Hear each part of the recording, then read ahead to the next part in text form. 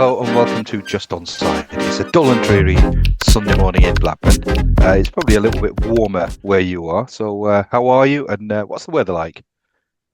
Weather's lovely, very nice and cool. Huge Formula One race happening in a couple of hours, just a couple of kilometers away from us. So that's why I've decided to shoot now. So I've got a couple of hours to prepare for the Oh, is race. that the reason No, why? yes, it's a big one. It's the finale of Formula One with Mm, lots to fight for. I'm doing okay. Are you yeah, absolutely. just recovering from Brendan McCullum's interview with Ricky Ponting and Stuart Broad talking about how England may well have been slightly over-prepared for this second test in Brisbane. The mind boggles, but yeah, just recovering from that. Ayub, how are you doing? Yeah, I'm not too bad. The amount of nonsense that I think some of these sort of coaches spout is bewildering. But at least England and Stokes and Will Jacks for the first hour or so. At least they played Test cricket. They battled, so it was good to see. But another humiliating, embarrassing defeat, Yeah, I uh, mean, and and and they've not far even be got the it. big guns. I was going to say, far be it for me to channel my inner Roy Keane there, are you? But that's their job, isn't it? I mean, we're talking about battling. I mean, it's called Test cricket. I mean, I'm not sure Absolutely, what you. Yeah. absolutely, absolutely. Right, let's talk about different sport. Let's talk about football. Really exciting for a Leeds fan. It's been an exciting few days. It's been an exciting 7 days, to be honest, really, because even the Man City result was quite exciting, even though we lost. But yesterday, thrilling day of football. Lots of talking points. I'm going to give you the floor first on the Leeds game, Leeds Liverpool game. But there was lots of fallout, and obviously we're talking about the Salah fallout. But Yep. I'd like you to comment on the game. Liverpool's woes continue, albeit I thought they played quite well, but their woes continue because they didn't get the result that they probably deserved. But really, the talking points were post game and Salah's, it appears now, outburst. So talk about the game, talk about the Salah fallout as well. I'll focus on the game just in the first instance because there's a lot of material to get into, which I'm sure we'll kick around at you. Just on the game itself, it was a great game to watch, wasn't it? Often is the case in recent times at Ellen Road. You're right in terms of the way the game petered out. I mean, the first half was both teams had moments, but you felt Liverpool were in the ascendancy if they could take it up a notch or two. And then in the second half, obviously mistakes and what have you. And you think at that point, with the two quick fire goals, you're probably thinking, okay, fair enough, lick our wounds and go again, because that should be game done and dusted. I think when you're one of the promoted boys, Ayub, and you're losing at home 2-0 to one of the big boys, you're thinking, well, that's that. And that's now twice, Ayub, in the space of a week that you've come back from 2 goals down. So it's testament to the manager, it's testament to these players. They've not thrown the towel in. And as whilst you're competing like this in football games, and it was an unusual game, wasn't it? Leeds felt as though they were huffing and puffing without any real quality, very much similar to the first maybe 10, 11, 12 games of the Premier League season. And yet, all of a sudden, with a couple of substitutions and perhaps with the vulnerabilities that Liverpool have been exhibiting in recent times, Leeds got themselves back into the game. I mean, you're thinking Ekatike takes his goals. Well, the first one, second one was a bit fortuitous. I think the goalkeeper was having it on, just trying to force as though he'd been injured, but it's a coming together. It's a clear goal for me. The only question was about the offside. But at 2-0, you're thinking, might just switch the channel over here.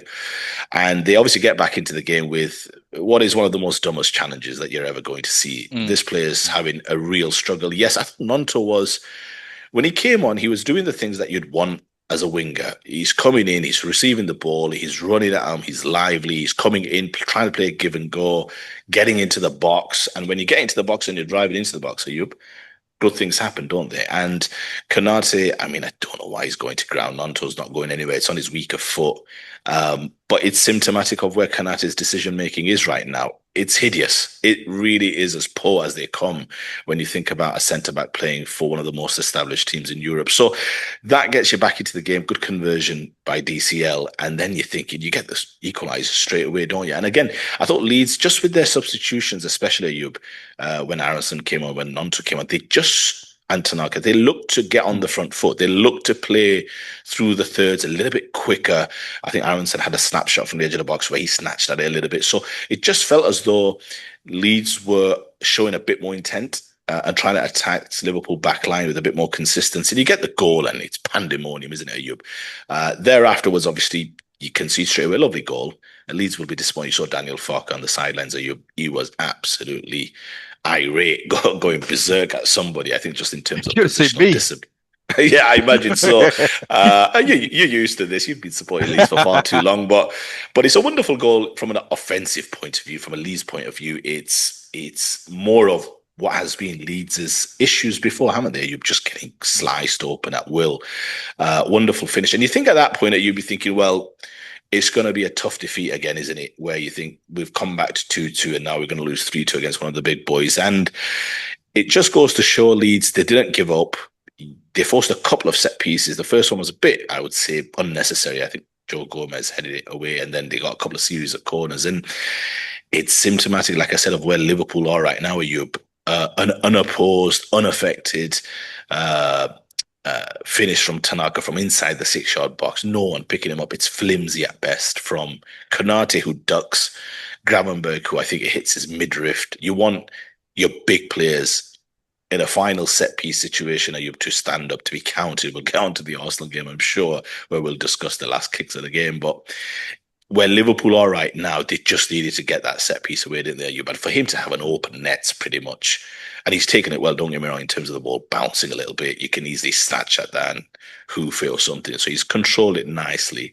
And by some extent, you'd say Leeds kind of deserved it just by showing a bit more purpose in the second half. They're not at the same quality that Liverpool are.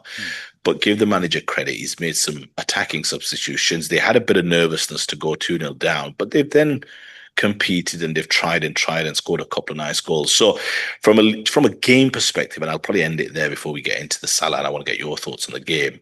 I think from a Leeds perspective, you've really got to be pleased with how the last week has petered out. To pick up 4 points, but to compete so well in all three games, Ayub, you've nearly taken a point at the Etihad. You've taken a point yesterday against Liverpool, and you've beaten Chelsea. I mean, that's going to give huge amounts of confidence to this Leeds team, to this Leeds coach, that they can do it. There's some noise around the manager. You'll speak to that better than I can about whether or not he's safe. You would think that that's probably safeguarded his job for the time being, which is no bad thing given how some of the other results are going. If Leeds play like this, Ayub, they'll stay up.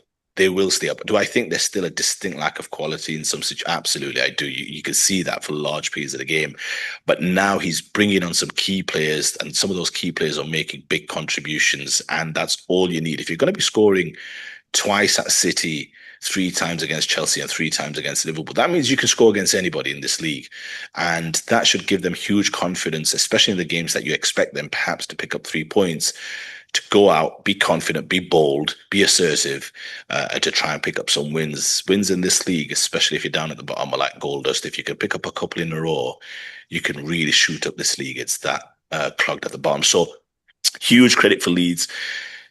Disappointing from a Liverpool perspective, just very quickly, it's the same vulnerabilities that we're seeing. They don't look assured. They don't look as confident. Not enough bite, not enough intensity in that midfield. Yes, they got some goals because they've got some class players on. There's a mistake for the first one, but still a lovely finish. And the third goal's beautiful, lovely football.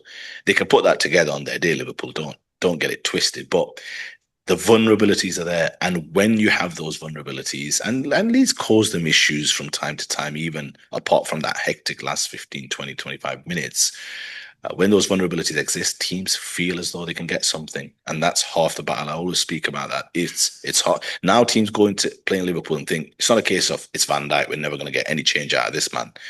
It's a case of if we keep at it and we keep it tight, they'll give us opportunities. We just have to commit men forward. You saw that against Sunderland. You saw that again against Leeds. And that's the thing that Liverpool must solve. They need to become a lot more of a combative unit. They've got a lot of issues on the football pitch, just in terms of their commitment to defending, their intensity, their winning of duels. It's just not there. They're a soft finesse team right now. And you're not going to win titles by being a soft and finesse team. So credit to Leeds. Another disappointment for Liverpool. Huge fallout after the game as well. But from a Leeds perspective, you must be absolutely chuffed to bits. We spoke about this cauldron of games. We suggested that Villa, City, Chelsea, Liverpool, we were looking at potentially 4 defeats. So to pick up 4 points from those 4 games, you must be incredibly chuffed. Absolutely delighted. Really, really pleased. with the results and the performance in large. I mean, I would say, I mean, you've covered the game really, really well. I would sort of say that yesterday was probably, in terms of the three games, now, albeit the first half against Man City, we were woeful, but the second half, we were excellent. Against Chelsea, virtually throughout the whole game, we were excellent. This was perhaps the poorest performance. I thought we were insipid. Uh, I was worried at the start of the game because it was a 3-5-2 formation, but sometimes you've got to look at the personnel. 3-5-2 works if you've got Nemecha and DCL. Nemecha was not available; he had a hamstring injury, Yeah. so really, I was surprised that he went with that. But again, it's maybe the pressures because we found a formula that works, but really that formula only works if you've got the right personnel. So I was surprised, and then the performance reflected the fact that we didn't have the right personnel up top. DCL on his own, because Okafor isn't a centre forward in the same vein as Nemecha. And we Yeah. really struggled. I mean, the golfing class was huge. Liverpool completely controlled the game. I mean, they'd be really frustrated. It was 0-0 at half time, come the second half. And this is something, it's a bit of an Achilles heel for us that we've conceded soft goals or goals very early in the second half. So I don't know what's happening at half time, but he's Mhm. certainly not motivating the players Yeah. to stick with what they were doing. So second half, I mean, really poor from Joe Rawdon. It's There's no pressure on him. I mean, these are mistakes that you cannot afford to make in any type of football, especially in the Premier League. So when we were two down, I mean, to be honest, when we were one down, I expected the worst because we were playing so poorly, we were being outclassed. Uh, so really, I thought, no, no, it's not going to happen because I was hoping to grind out a 0-0. Uh, so when it became 2-0, and this is where credit to Fark. He made the changes, but really Yep. he had to make the changes when you're losing 2-0. And this is what we do have on the bench. There's two types of football we can play. There's a physical, and we have got some players with some ability, some technical ability. And the three players that came on, Nonto, Tanaka, who is without doubt our most skillful midfield player, came on. Mm. And argument is that he should have started the game. Fark's defense is that he can't start three games in the space of a week. Now, I'd rather start and take him off than the other way around. But on this occasion, it sort of worked. Aronson, who is he does get the ire of Leeds fans. He Mm. is an extremely frustrating player. I don't think he's a good player, but he does have some good qualities. He is quite nimble. He's quite nippy. He loses the ball quite often. But what he did yesterday is almost what he should be doing. Don't dwell on the ball. Quick little Yeah. give and goes, move into good space, and that's what he did yesterday. And I thought he did really, really well in that sort of short cameo that he had. So the changes worked, but you're absolutely right about Konate. It just is. I mean, if it was a young player, you'd be saying, oh, inexperienced. This is a player with huge amounts of experience. It's an international. It's an absolute sort of brain fade. It's a real sort of daft moment. He's absolutely going nowhere. So that it gets us back in the game. I mean, you talked about Yep. DCL's penalty. I mean, I did think it was a great penalty. I think what was good about it was he struck it Pace. with pace, Yeah. Yeah. because if you looked at where it was, it Alisson wasn't too far away. So, but and me and Mo were sort of watching, and Mo sort of commented to me that he looks a little bit nervous, and he did. I mean, but Well, it he hadn't was had a he kick. He hadn't had a kick in the game, had he? So when he steps up, remember the commentators, at least for the commentators we had in our region, were talking about how the ball's not sticking to him. But I mean, you only had to watch the game. He was having an absolute yeah, mare. So when he's picking up the ball, you're thinking, "There's no way he's scoring this." yeah, But yeah. like you said, he stuck it with good intensity. And that's the way you do it. If maybe perhaps the confidence is not as 100%, just struck it, just whack it. I mean, he struck it well. It was side footed, but it was with pace.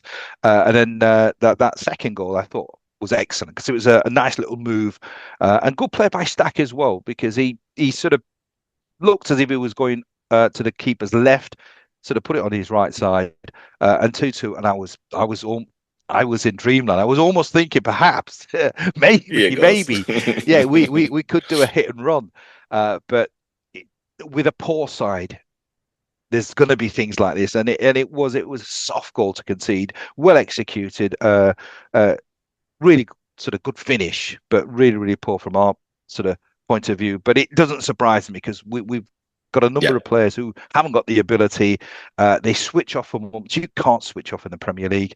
But then to have that equaliser. The one thing I will give Fark is that, and I've mentioned this on other podcasts, he's never lost the players. The results haven't gone our way, but certainly in terms of commitment, attitude, application, it's always been there. So the one thing I will always give Fark is that whatever he's doing, he's still got the buy-in from the players. And it was testimony at the end with the equaliser. I don't think the performance, if you're looking at performance in terms of ability, warranted that equaliser. But in yeah. terms of application, absolutely. As for Liverpool, I mean, I thought they were impressive. I've got to be honest. I mean, the first off, they control the game. Maybe, I mean, they should have been in the lead. There was a really good attempt by Curtis Jones, who I think is an exceptional player. I mean, I mean, it may divide opinions with Liverpool fans, but I saw him about 3 or 4 years ago, and he had all the ingredients. I think the one thing that I don't know Curtis Jones. I don't know people who know him, but what always sort of concerns me about Curtis Jones is that maybe the mentality isn't right. Maybe there's a arrogance is not a bad thing, but sometimes, I mean, I've heard sort of people who've had interactions, fans who have had interactions with Curtis Jones. Now, that obviously you can't just say that Mm. that's obviously exactly the character because that these are sort of isolated incidents, but he always comes across as very standoffish, full of himself. So maybe perhaps there is some ego issues, but in terms of ability, if he sort of knuckles down, applies himself, I think he's a superb footballer. He controlled that game.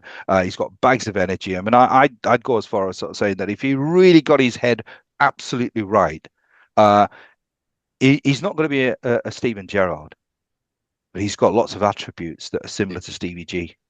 You're on your own Now with this that. is good. I mean, this is You're on your own. The problem with your argument was when you said I saw him 3 or 4 years ago. That's the problem. It was 3 or 4 years ago when he showed glimpses. He's not Liverpool level. Ayub, I'm sorry, he's not Liverpool level. You I'm not can't. having that. You, no, you cannot. Let's I mean, he's let's open it to the fans. Let's open it to the fans because, he's at as I said, he's not consistent. Certainly, I'll give you that. I'll give you that. He's not consistent. But there are moments, and I think that's what I look at. I look at sort of isolated games where if somebody shows me a potential, now obviously, then what you've got to do is replicate it game after game after game. Well, how do you do that?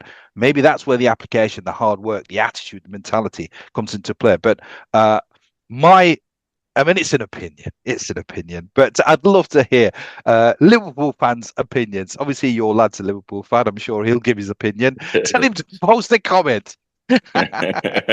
Yeah, I mean, look, you're right about Liverpool, the challenges they faced. I mean, and I think Leeds, honestly, just because they scored the penalty so soon afterwards, in a sense, I think it just gave them a huge boost in terms of they can get something from this game. If it had stayed 2-0 for another 5 or 10 minutes, that was done and dusted. Liverpool right now, they've got a myriad of issues. Arne Slot really needed that victory. You saw what obviously came out after that. We'll probably segue to that right now. I mean, after the game, obviously, interview. I don't know when the actual interview was given. It was incredibly late over here, but obviously I saw snippets of the interview. My son was sending me all types of extracts from his commentary, Mo Salah, essentially talking about how Liverpool have thrown him under the bus, putting him on the bench 3 games in a row, the fact that he feels as though somebody at the club wants him out. He feels as though maybe Brighton next week could be his last game for Liverpool Football Club because he obviously goes to the AFCON there afterwards with Egypt. What's your thoughts, firstly, on do you understand where he's coming from? I think we can all agree timing and the way he's done it. I think that's universal. That's probably not the done way or not the agreed way. But in terms of, can you understand in a sense where he's coming from? And secondly, where do you think this goes from here? Does he play for Liverpool Football Club post January? I understand where he's coming from. But the one thing I will say is that if they'd have won the game, I don't think he would have made that comment. It's the perfect time to make that sort of inflammatory comment because the Liverpool fans have really aggrieved. They're not happy. So perhaps it's an opportune time. I mean, I think it was a Norwegian broadcaster that did the interview. So I can understand his frustrations. I really can. I think he's and one of Liverpool's greatest ever player, if not the greatest ever player. Uh, and I do. We live in a world, or I certainly my perspective on life is that sometimes you earn certain privileges, and he has. What I would say though is he's been a shadow of the player uh, this season. So I think Slot actually kept him in the seat in the starting lineup a lot longer than I think I would have done if I was the coach, because I think he was underperforming. But I think over the last 3 or 4 weeks to keep him on the bench, and I think the way it's been done, I think it's disgraceful. I think he deserves a better. I don't think he's always done himself many favors, because I think he had a spat with Klopp as well. So there is an ego, and again, egos are essential. I think if you're playing top flight Mm. professional sport, you have to have an ego. But I think the way that he's been treated over the last few weeks are disgraceful. You could see it bubbling. You could see it bubbling. And maybe this was an opportune moment for him to say, all right, we've not got a great result. The fans are going nuts. Maybe I'll just sort of say what I need to say. Uh, and I don't know whether, I mean, not sure if this was something that he was planning to do, whether it's a spur Yep. of the moment, spontaneous thing, but it had to come to a head. It's come to a head. Yep. Uh, I think it's a shame. I think it's a shame. He's such an iconic player. Uh, I agree with the fact that he wasn't playing well. So therefore, if you're not playing well, you should be on the bench. But the way that it's been handled, it's not right. He deserves much better. So uh, he'll play again. I mean, I'm sure he's going to play next week. But you're right. The AFCON will be when he goes there. I don't think he'll come back as a Liverpool player. It will be in Saudi Arabia. I think this is the end, and I think there will be a finale. I think there'll probably be lots of conversations. His people, he'll probably say, right, I want to go. Maybe the club are quite happy with that. Maybe they'll get perhaps not the top dollar they probably would have wanted, but they'll get a sizable fee for him. And I don't think that's a bad thing. It's not great the way that it's happened, but I think it Yep. maybe is time for Liverpool or Salah to part ways. But I hope he gets a really good send off. This guy is a legend of this football club. It's funny you say that about send off, are you? Because ultimately, if it happens in the short term, he won't get that send off. Because right now, like you said, rightly so, a lot of Liverpool fans are confused with the timing, upset, frustrated. Name all the different adjectives you want to, because ultimately results aren't good enough on the pitch. If the results were much better, then for sure you're not hearing from Mo Salah, are you? Mm, And that's even if he was on the bench and they were winning. You're right. If they'd won yeah. that game, chances are you're not going to hear that from Mo Salah. And perhaps there is that opportunistic streak in him, which will leave a bitter taste in the mouth of many Liverpool fans who adore him. Now, there is an undercurrent here, if you don't mind to allow me just to lay it all out. Mo Salah, obviously, last year, when you think about it, last year it was very clear to me that Liverpool Football Club did not want to give Mo Salah the contract that he ended up getting. The fact of the matter is that he and centre backs are a little different. So Van Dijk, I think, is in a slightly different space. I think centre backs can play a little bit longer. He's also the captain, so I think there is a different approach, perhaps. And Van Dijk was. You're not going to hear negative sound bites, whereas Salah is a little bit more eccentric, is a little bit more Mm, devilish, shall we say, in terms of the PR games. Um, but Mo Salah's incredible numbers last year meant that Liverpool had no choice but to renew, because fan sentiment was that this guy is maybe now our greatest ever footballer, usurping your Kenny Dalglish's, your Steven Gerrard's, and he doesn't deserve to just be chucked out of the football club on a free after what some discussed. We discussed it was arguably one of the greatest Premier League seasons ever. It didn't quite end with the same streak that he did in terms of goals and assists, but if you still look at his overall mm, numbers at Europe, it was an incredible season, leading his club to Premier League title glory. So, did the club want to award him the contract that they did? No, and I think that's pretty clear. mm, But they had to. Now, I think part of that was, we're going to pay you this 400K a week. We're going to probably sell you in a year's time. Give us a good year, and we'll all just shake on it, and we'll get some money from you from the Saudi League. And I think that's probably what was discussed. He alluded to some promises that haven't been kept. And maybe some of those promises were, look, give us a good season. You're in the team, play well, keep yourself in the shop window, so to speak.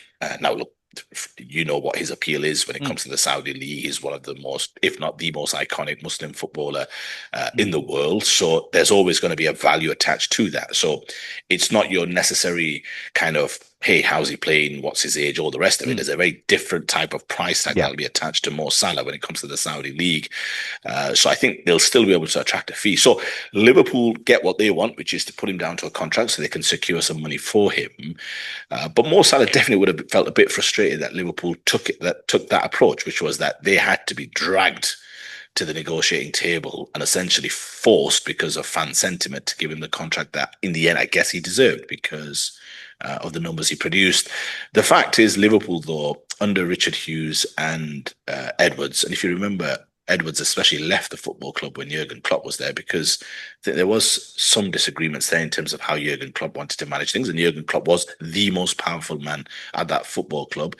I would argue now Edwards has returned. It's probably to gain back some control, at least on behalf of the owners.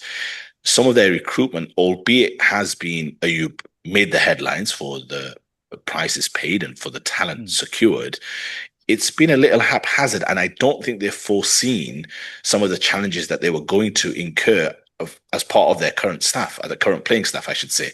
They've not foreseen the fact that Konate going into the last year of his contract was going to fall or was going to play as he did. Now that's ultimately up to the player to bring his game up to the certain standards. Van Dijk's taken a step back, but maybe at his advanced stage, Liverpool should be able to foresee that. They should have got additional cover when it comes to the centre back pairing. They bought a young player. Yes, he's done his, I think, ACL, so that's unfortunate. But Gahey, they messed around for a couple of million. mm, The fullbacks were bought, but the league's moving to a more physical league. Yet they've got two, what I would say, diminutive fullbacks that are more suitable for wing backs as opposed to fullbacks. Whereas most teams are going to more robust fullbacks. They're going to more, let's say, flamboyant fullbacks. That's not working out. Middle of the park, complete intensity lacking. And now, having bought two strikers, one of which is the more high profile in Isak, and yet it's the understudy Ekitike who's mm, looking the more livelier. You saw Isak's performance against Sunderland. Yes, listen, it'll take a bit of time, but I'm having less patience with Isak because he's part of the league. He's been part of the league for a mm, number of years. Yet Ekitike is the one that seems to be at least trying to make things happen. So buying two strikers for one position when they should have probably started to think about moving Salah Ayoub to the middle, mm. knowing that he's not going to press as much. So maybe we buy one striker, move Salah into the middle so he can play a little bit of a false nine role because ultimately Salah at this advanced stage, you're only looking for game defining moments. You're not thinking run back, run forward, all of that. You're just thinking, Yeah. give us a few game defining moments. Even if you can give us maybe 18 league goals, that's plenty.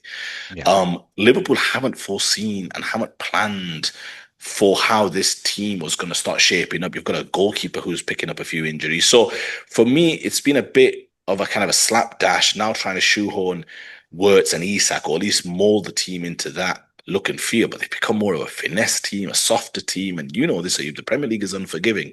Mm, They will come a cropper big time if they don't address the fact that in this league, you've got to be able to win your duels. You've got to be able to battle.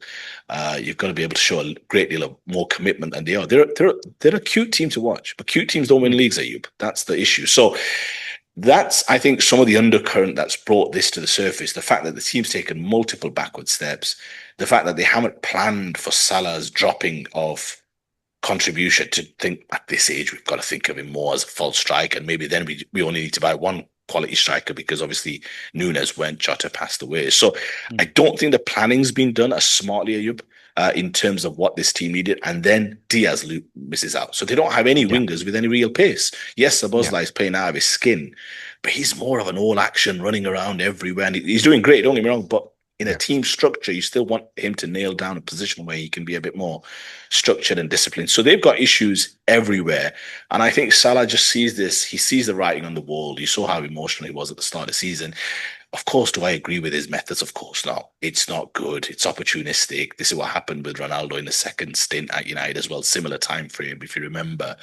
Mm, Um, I think there's a good chance that if emotions are running high, which they are today, tomorrow, I'm sure, that this could be his final stint and final days at Liverpool. And for him to be, in a sense, like you said, use the word shame. And I think that's the perfect word. I think when everything settles down, you can tomorrow the talk sport and other radio shows will be absolutely have it lambasting him, and that's fair Yeah. enough. But Yeah. I think it's a bit more nuanced than that. I think we can argue two things can be true.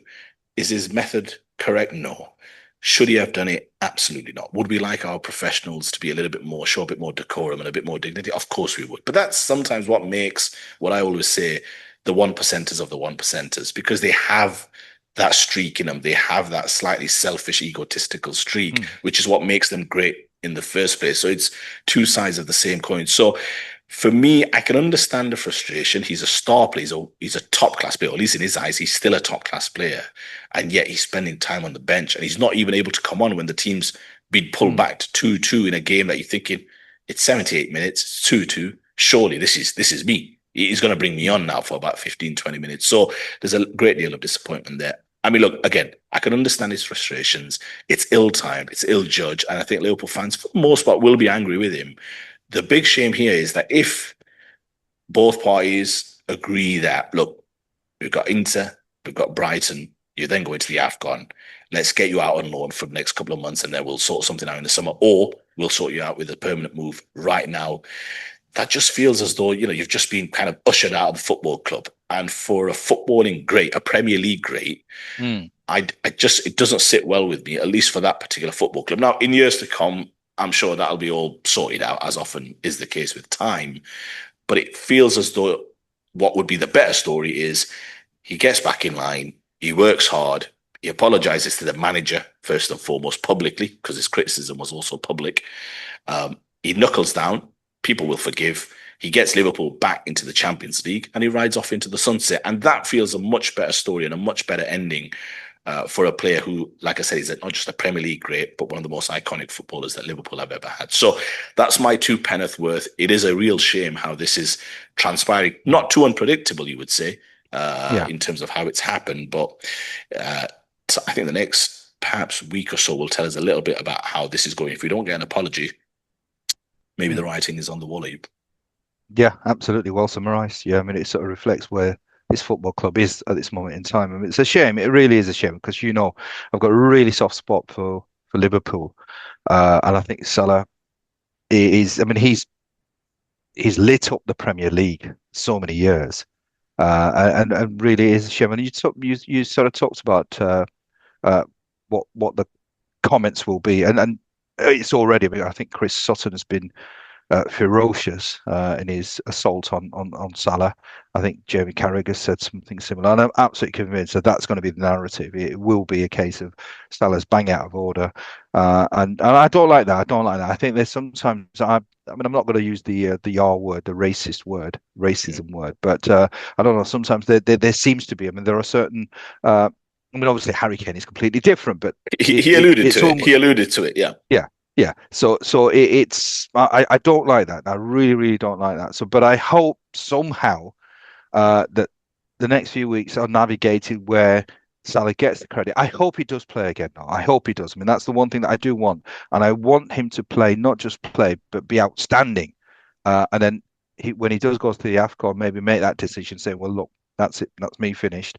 But I hope his last games for Liverpool are outstanding, and they sort of encapsulate what he's been at this football club. Right, on to a club that was doing well. They're still doing well, but it was a game that I watched midday here in the UK. It would have been perfect for you because it would have been, I suppose, mid-afternoon.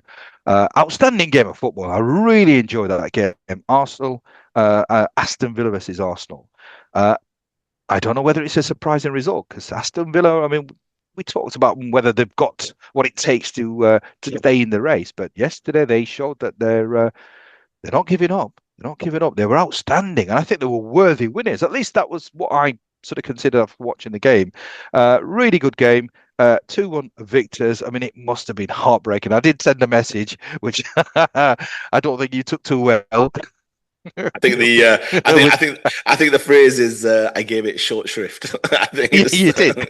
And thankfully, I was sensible enough to understand that. So I cut it short. But it's obviously, I mean, losing games is not great, but to lose in that manner, it's devastating. And especially sort of with the prize that you're going for, with Man City winning a tricky game against Sunderland. It's the gap now is 2 points. So it's very, very interesting at the top again. So thoughts about the game and where Arsenal are and how they will feel. Do they still feel sort of confident, or are they Are they going to get jittery now? Yes, time will tell. I did mention to you. I mean, yeah, they were buggered when you said the title was a foregone conclusion. Ayub, that's the problem. That was part of the plan. Yeah, I was like, good old Buzzer. Nostradamus over. Yeah, yeah, exactly. Yeah, yeah, absolutely. No, look. Um, Ultimately, in conclusion, Ayub, this is the Premier League. It's never plain sailing. If you want to achieve the big stuff, there's going to be a little bit of suffering and a little bit of adversity. Now, I watched the game. Villa deserved to win because they scored 2 goals and we scored one. And that's ultimately what the game's about.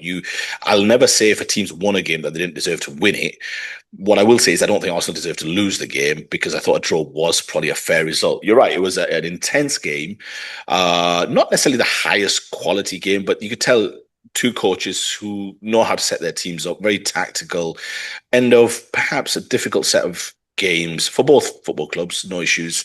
And you could tell, the game got a little bit stretched where both managers probably wouldn't have felt entirely comfortable. But I think Arsenal in the end, first half was not much of a non-event. I thought Villa was slightly the better team in the first half, although Arsenal did have a few opportunities.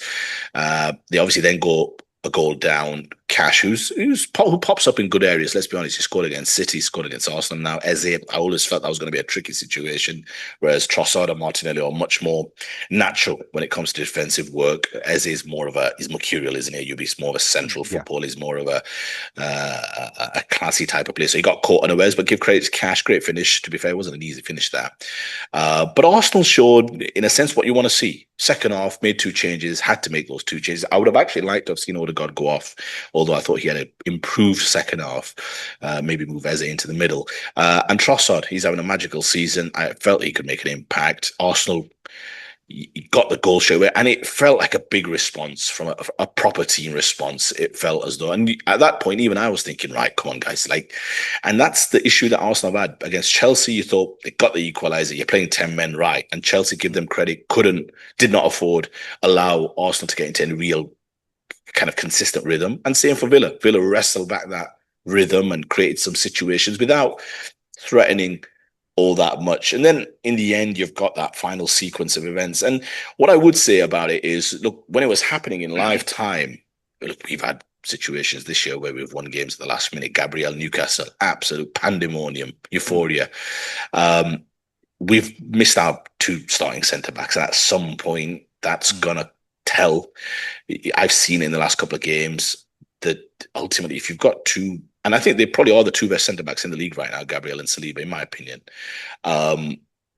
You miss their composure, you miss their standing, you miss their kind of, you're not getting past me. Whereas Hincapi and Timber, and they were great, by the way. I thought Hincapi's done great, but it's too much to expect, isn't it? You just to slot into unfamiliar positions. Yes, Timber plays there for Netherlands, but I don't think it's as simple as just saying, well, he's played there before, he can play there again. He's used to playing as a right back. So I think they did admirably. He's just made an error, hasn't he, at the end of you, where you're thinking bad touch. He's then tried to kick it off with his wrong foot.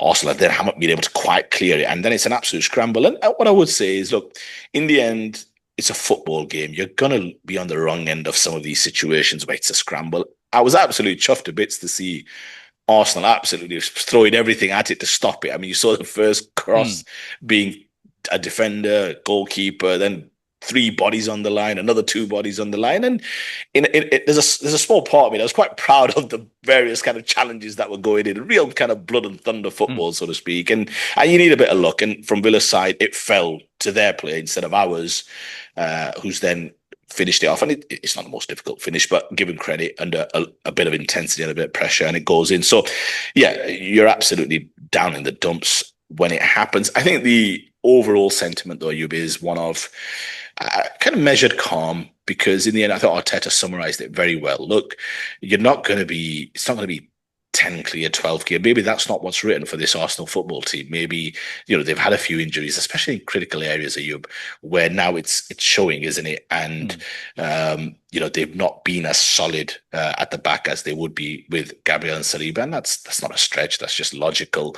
But I think Arteta was talking about how, look, it's their first defeat, I think, in all competitions in about 18 games. The last time was end of August. We're in December now. If they go on another 3-4 month run, they'll be absolutely fine. And I think they shouldn't I wouldn't be worried in that sense that, oh, what's going to happen now? It wasn't that type of worrying performance. I think it was a competitive game of football where they didn't distance themselves from Villa, which meant that you were always at the behest of something happening, let's say, as it did. So I think Arteta spoke about it in a quite a calm way. And ultimately, it's up to the footballers, Ayub, in that dressing room to block out the noise and the narratives that will come tomorrow. Maybe Salah's done them a bit of a favour with some of his comments, but there will be this narrative, won't there, that, oh, Arsenal, see, they should be far and away and clear. But I think that's doing Man City a little bit of a injustice as well, because they've done well as well over the course of the season to keep putting enough points on the board. So look, if it goes to the wire, it goes to the wire. Nobody said the Premier League title should be easy. And in some ways, yeah, would I love a 10-point gap, 12-point? Of course we would. Anybody loves an easy life, especially it's not good for the old ticker. But there's a part of me that is happy to see the team suffering a little bit, going through some struggles. I think there'll be maybe times this season where they will fall to second, maybe even third. But they've put themselves in a position to keep answering the bell. They'll keep having games where they'll have to answer the bell. And I think football, the same way we talk about, and if you don't mind, just allow me a little bit. You have been as well following the cricket, and it's the number one criticism that we have of this England team, which is you can be a nice team and play a certain way, and yeah, it's our way, so this is the way we play it.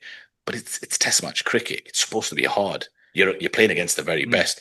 So there are moments in games where you should be digging and you should be suffering. You want to keep a clean sheet? Suffer for 30 minutes and keep a clean sheet. Bit similar to how Stokes and Jacks batted this morning. So my point is that's part and parcel. That's how it should be. So Arsenal should have it hard. They should have it difficult. It shouldn't be plain sailing. The fact that they've lost, fine. It's a football game. It happens. They've lost two in the league. I think that's still the least in the league from all the teams. I think they've just got to go again. They've got home to Wolves next. You'd expect them to win a Yub and get back on the horse. But it's a game of football. Now, if that suddenly became, and there'll be narratives about, oh, they've played Villa, they've played Chelsea, they've played City, they've played Liverpool, and they've not won any of those. Yeah, fine, but they're top of the league. So it actually just shows 3 points or 3 points, no matter who you pick them up against. So it was a ground where City have lost as well. Now Arsenal have lost as well. It's not an easy place to go. They are absolutely well in it. They've not been in the title race before, have Villa. So that's maybe the caution people have, but they've got a top coach and they're absolutely flying right now, toughest ground to go to. So yeah, from an Arsenal perspective, I'm calm. It's brutal the way it happens. I mean, it's the last kick of the game. So no doubt it hurts. But I think if they use that pain to understand where they went wrong and where some of the improvements need to come. And they'll have Saliba back, I think, in the next game, and that should help. And Gabriel, I think, is more of a January return. I think they'll be fine. And I think there will be more difficult moments ahead this season at you. But again, you often asked about it from Leeds previously in previous years, like, where the characters do you have that show that? And I don't actually have any issues with this Arsenal team's character. I think they will get the chance to show that they've got a Rice, Saliba, Gabriel, right? I think they're made of strong stuff, is what I'm saying. And I think they'll be fine in the long run, and they'll have to prove that to the rest of the league and to the rest of us that they can go the distance and get this Premier League title done. Yeah, I think you're right. There's nothing really to worry about. I mean, it wasn't a poor performance, uh, but the key is they are missing. I mean, you talked about Saliba and Gabriel being the best centre back pairing in the league. Absolutely, I think they're the best centre back pairing in world football. In fact, I don't think there's a better two in any international side. I think they're that outstanding. This is where maybe perhaps for Man City it's been an opportunity just to sort of say, like, we keep on winning. Uh, I wouldn't say there's any flaws in this Arsenal side, but you've got the two best centre backs missing, so perhaps it's going to give slight opportunities. Aston Villa were excellent. I've got to be honest. I mean, they came with the right attitude, the application. You talked about Matty Cash, who I think is one of the most underrated players in the Premier League. I think he's outstanding. I mean, I didn't realise. I mean, I said to Mo that he has he played for England, and he goes, he's a Polish international. Polish, yeah, yeah. So, which is the reason why he's not played for England. If he hadn't have played for Poland, I think he would have been well worth. I think considering as a right back, because I think he's just got better and better. I think he's matured like a good wine. Not that I would know, but he's superb. Uh, Arsenal are still the favourites. I don't think there's anything that concerns or should concern Arsenal fans, but it gives hope.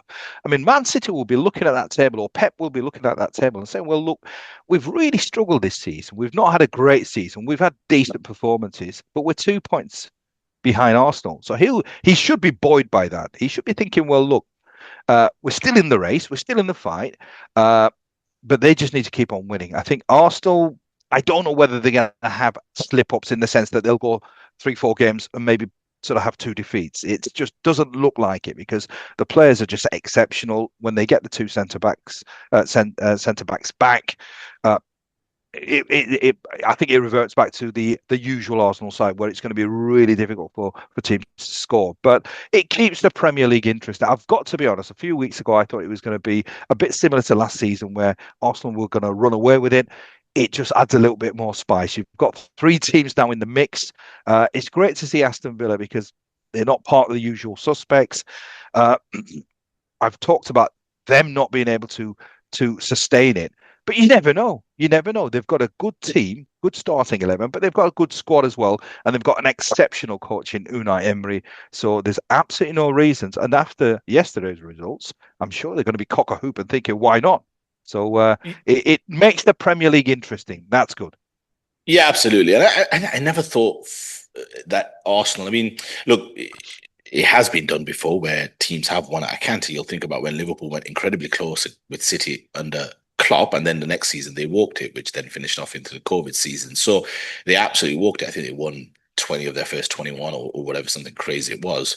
So it can be done where you put yourself at a crazy distance. But maybe that's, again, not what's written for Arsenal. I think if they'd kept Gabriel and Saliba fit, throughout this period, then I think they would have won one of those games against, be it Chelsea, maybe, or what have you, or the one yesterday, or at least they don't lose it. Because you've got to think about the knock-on effect it has as well. That means White then had to play full game against Brentford, full game against Villa, and he's just coming back. You don't want him playing 90. That's the same that's happened to Odegaard. Yes, they have a squad, so there's no complaints. I'm just talking about the knock-on impact it has, because then Mosquera got injured, didn't he? Which then forced a major reshuffle. So it just causes a little bit of an imbalance, at least in terms of the minutes that you want to give.